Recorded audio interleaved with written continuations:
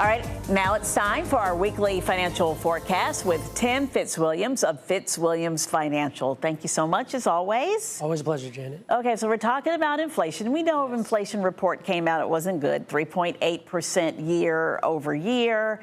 But we're looking at some of the drivers of this, and we know that energy is a big deal because of gas prices, fuel prices. Your take on that? Yeah, absolutely. So our research shows that if you remove the food and energy from that and you look at the core, really not too much movement at all, which tells us that the movement in the energy is due to what we have in the Iran conflict. And that is a major concern. Now, some countries, along with our own country, has entered into production of oil. So on the bright side, you could possibly see the lowest oil prices and gas prices we've ever seen after this all settles, because now we're in the production of it, right? Now, on the not so bright side is how long is it going to take for this conflict to end? And nobody knows right now. Right. And so there's something a lot of experts are talking about called the cliff. And that's the point where we're walking down this road, the longer it lasts, and eventually we get to the edge of the cliff, and that's a true energy crisis.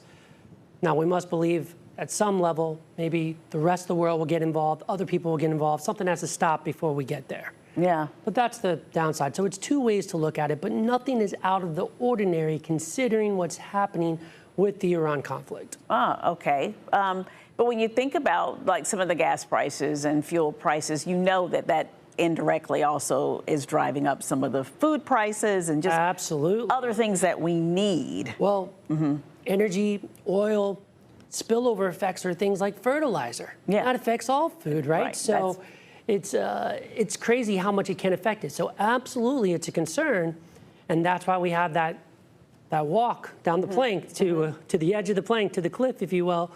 That's the biggest concern, is how long is this thing going to last, right?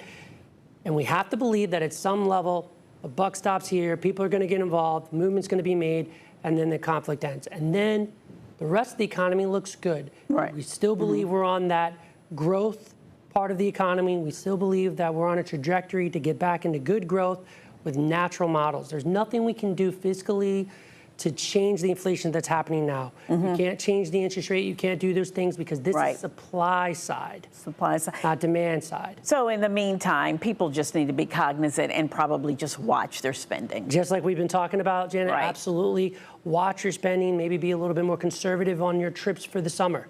Maybe more of a staycation, things like that, like we've talked about, so that it's not affecting you as an individual person. You know, it's not hurting your personal budget as we all go through this. Yeah. All right. That's always good advice.